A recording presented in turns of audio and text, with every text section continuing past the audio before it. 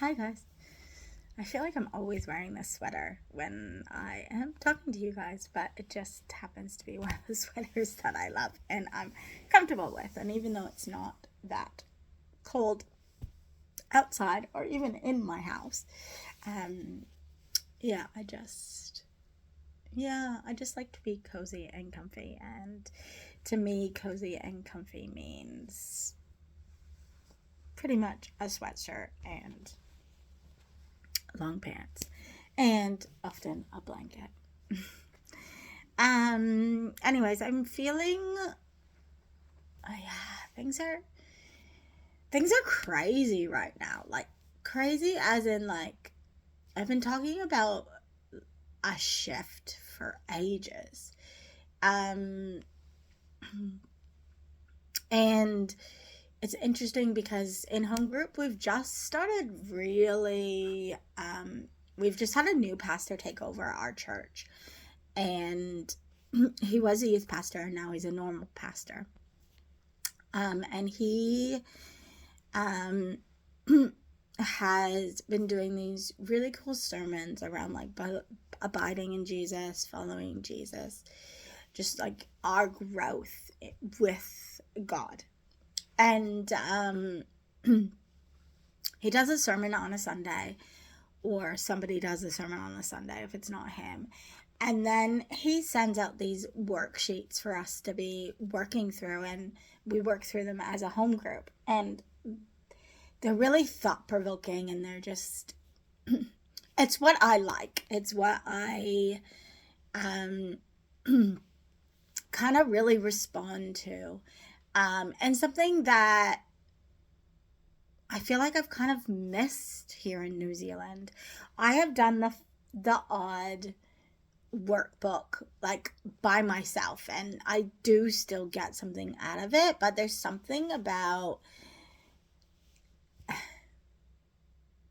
yeah, this word transformation, and it just came up in the service that I've just finished watching. And it was all about community and talking about like what passages or themes speak to us in the Bible about community, the challenges that we feel about being in a community. Why do you think community should be important to us?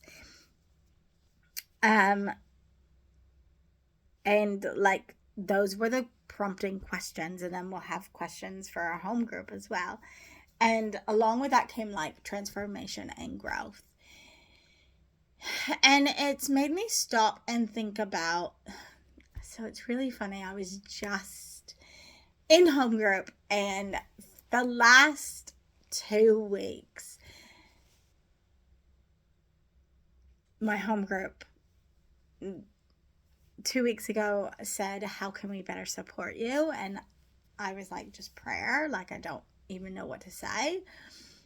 And I thought it was going to be, how can we support you to come to church? But you know what? That didn't happen that week. That was a question I thought for sure they were going to ask.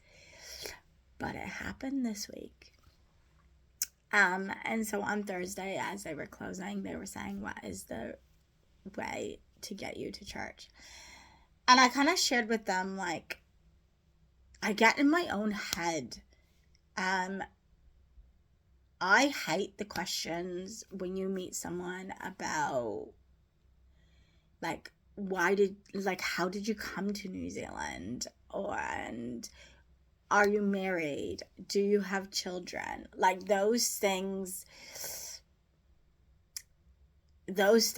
cut through my heart, and I just wish they wouldn't ask those. Like, why can't it just be like, what do you do? Like, you know, do you live around here? Like, can it be simple questions like that rather than, because it's hard for me to just say, oh, well, I moved here for a guy. Are you married? Well, no, I'm not. I'm divorced. Do you have kids? Well, no, I suffer from infertility, even though there's supposed to be nothing wrong with me. Like, they're all such loaded questions for me, and whether or not that's just, again, me getting in my head, I don't know. I can't fathom it, but that is what happens. And I feel like it's part of like, I don't know. I still feel like so much judgment around those things, and so much like X around those things, and like, scarlet letter, like.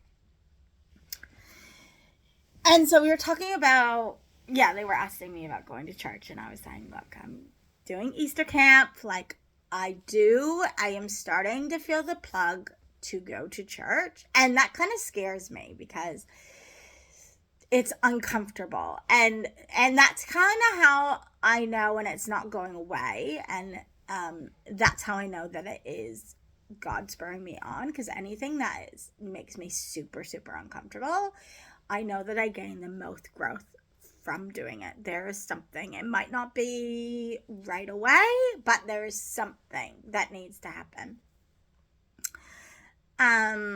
There is a reason for it, and it proceeds to growth. And when I think about my time in New Zealand, and I think of this like transformation and this like growth and stability and consistency in that, and how I don't feel like I've grown as much. Like, I feel like I've grown in my worldview and in like the secular worldview. Like, I definitely feel like I've grown in that through my experiences and relationships, and with fertility, and with now being divorced, and everything I've kind of struggled with and gone through has kind of based my world view in the secular world. But my Christian worldview,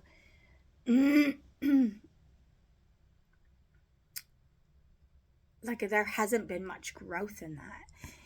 And as we talked about community in our home group, and then we talked about community again today, it just dawned on me.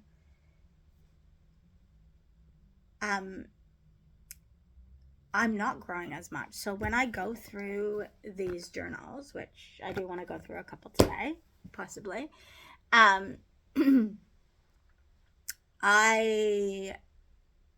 can see that, like, the growth that happens in these, or back in this day and age.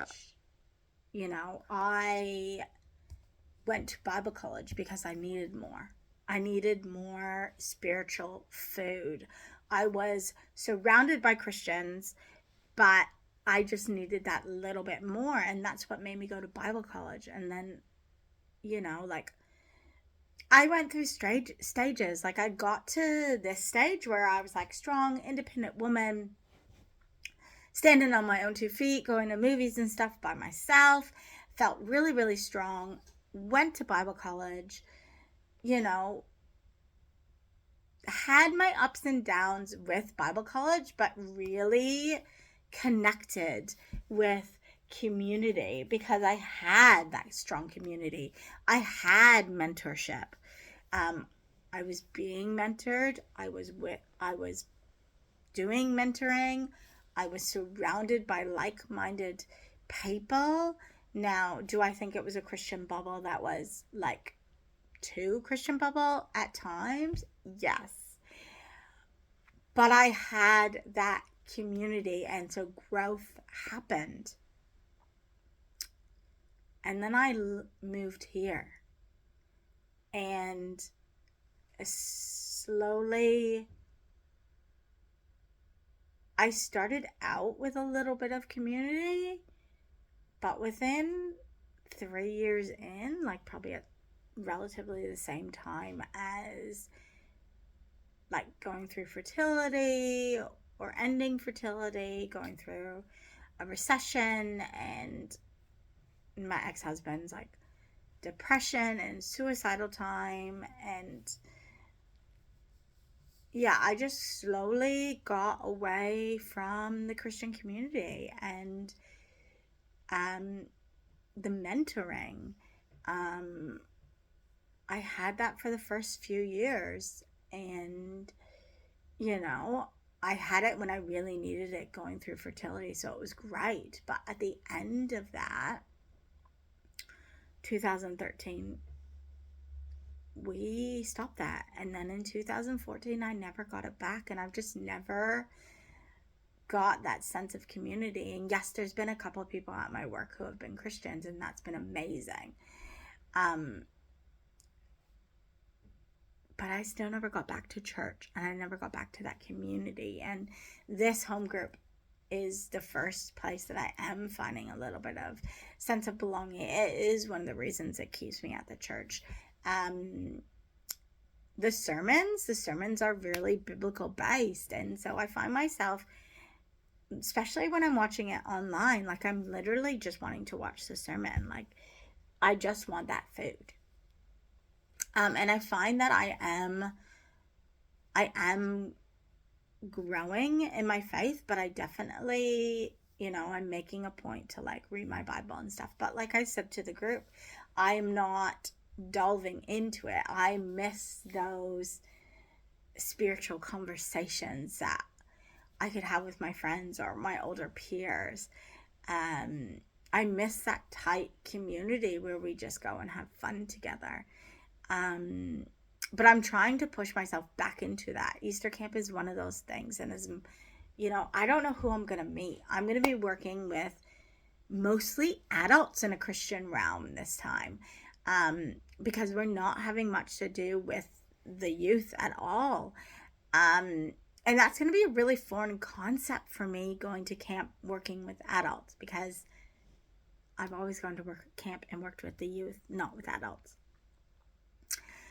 And it is scary because I'm like, am I a likable person? Like, are people going to like me? Like, I like to have drinks, and I swear maybe a little bit too much sometimes. Sometimes I'm good at saying sugar pops, and other times I'm not. Like I want to be, the other word that's coming up a lot is authentic. And it's so funny because it's coming up and I feel like it is attached. Like I want to be more of an authentic Christian. I want to have people notice the difference and the change in me, and know that there's something that's slightly different about me. I'm not wanting to go and preach to people or anything like that. I know that is part of the Great Commission. But I don't feel like I'm called to be that person. Maybe called to speak through my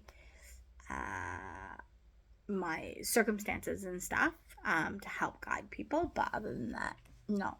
But it's funny because that authenticity that I want as a Christian and in my community, to surround myself with people that are like that, I'm finding that it's like this growth that I am longing for is not just in my Christian walk. It's also in my work life as well. So it's interesting. I'm thinking about moving to Australia. I've watched a professional developer on that. I've contacted a few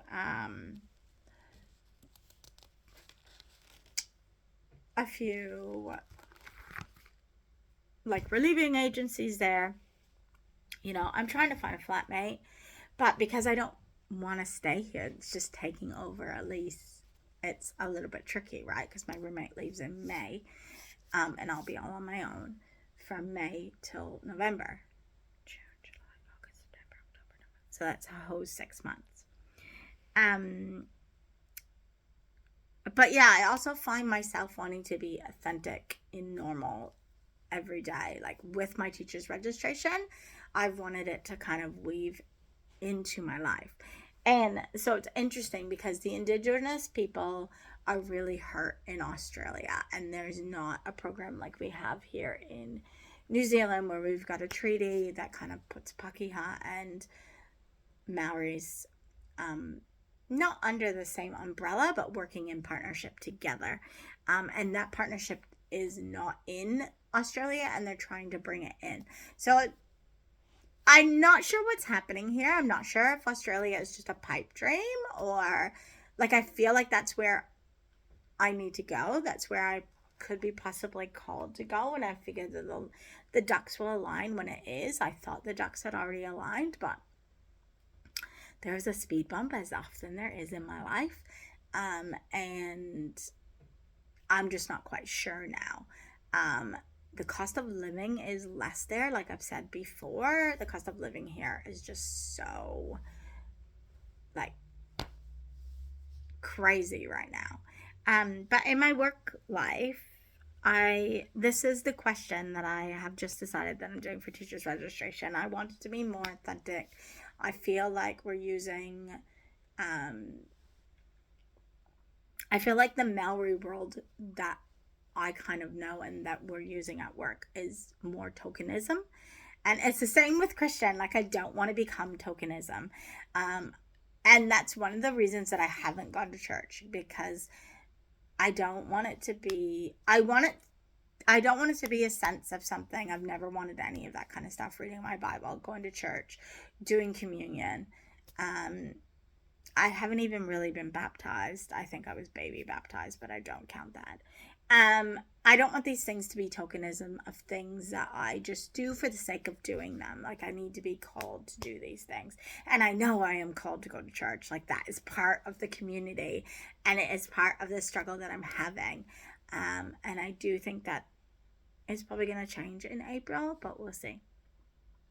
I feel like I need to get through Easter camp first and get my head around that first before. I also love sleeping in on a Sunday, and so I don't get up in enough time to go to church normally. Today I got up at 9:18. Like, I wouldn't have had enough time to get ready and go to church. Although I probably would if I can get up and get ready and get out of the house in 20 minutes, 30 minutes to go to work, then I can do the same to go to church. But, you know, I'm working on it, okay? I'm letting you guys know I am working on it. Anyways, my teacher's registration question is, how can I deepen my understanding of bicultural practices and a Maori worldview so that I can authentically integrate these into my practice more effectively and provide curriculum that honors Te Tiriti o Waitangi, which is concentrating on the 3 P's as well: partnership, protection, and participation. So I did a professional development last night that just blew my mind, and it was amazing just on this. But yeah, I find it interesting that they don't do this in Australia, yet this is what I am really being drawn to. And it's not from anybody telling me that I need to do these things. It is literally me, and I guess to a certain extent a little bit my sense of belonging here. The best thing I did as first coming into this country in 2008, I went up north and I visited the treaty grounds, and I visited Russell, and I went to Cape Riana, and I did the hole in the rock, and I had people along the way that did tours, and on these tours they talked about the treaty, the partnership between the Pakeha and the Maoris. We visited Tane Mahuta, which is like the biggest kauri tree in New Zealand. We visited a kauri museum. We talked about all these things of the indigenous people of New Zealand, and it gave me such a firm sense of belonging to the point where I got an A in my bicultural treaty essay or assignment, whatever it was. But yeah, these things, like, it's a growth. Like, I want to have this growth, and it just feels weird to, like, I mean, when I was doing the PD about Australia, they were saying, like, they want you to know all this knowledge. They want you to be able to, there's something in there that is like, what are you doing for the Maori people? How are you, I can't remember what it's called. I can't remember what it's called, but there's definitely like there's a word. There's like a plan that you have to be putting in place of how you're getting the indigenous people, how you're trying to build that partnership. And so this is like learning about how we do it here and how we can do it better here. Then also I think will help me there if that is where I end up being. I definitely think that's where I'm gonna be. I definitely think that could be where I buy a house or like an apartment, even if it's just an apartment that I rent out once I leave, but like get myself in the door for an investment because apartments are so cheap over there. They're 350 to 450,000, and that's how much I could actually get for the bank. So like I gotta look into all this kind of stuff. But yeah. I really want to be in Gold Coast, but there is incentive to go to Victoria, but I don't know much about Victoria. I said with my friend yesterday, maybe we should go over for a week. I want to go over with a friend who I know there's no drama and just go have fun, maybe visit a few daycares around the area, like visit the different areas to live around Gold Coast because there's obviously different suburbs, and like just go there with the purpose of obviously have fun, relax, but also the purpose of could I see myself living here? I've only done short stays. I did a week with my ex in Gold Coast and love it. I did a weekend with my good friend and I really, really loved it as well. But to actually do like a week to, yeah, probably about a week to 10 days of just being there with the purpose of trying to figure out whether or not this is something that I can do, and whether this option is really available, would be amazing. But yeah, I left that Pink concert just feeling like I was literally living my best life right now. I've accomplished, like it's reminding myself like I've done so much. Like I visited like 4 or 5 different countries. I've got 2 tattoos. I've had a stable job. I've moved 6 times. I've now gone to 2 concerts, 2 big concerts by myself. Um, I've independently been able to live by myself for the last 2 years. I've done lots of counseling and lots of like bettering of myself. I'm now on this health kick, which I would say I'm not doing as much exercise right now, so I probably won't see as much results. Um, which I need to get back into, but I know that half my battle is more my food, and like I'm saying, I am trying to still stick to that. I haven't done as well in this last week, which is really frustrating, but I still haven't over exaggerated either. My worst day I might have been 300 points over. It's not 300. I always say points, but it's calories. So I might have had a 1600 calorie diet as opposed to the 1300 that they're allowing me. Yeah. So I need to look in like what is a good calorie intake for someone who is technically obese and in their 40s and a woman and see what they say is the proper calories, because who knows if this plan is actually saying what it should be. And I could be doing really well or I could be doing really bad. I don't know. But I noticed that in myself, I feel a lot better. My headspace seems to be a lot better. I haven't really had like heaps of low days at all.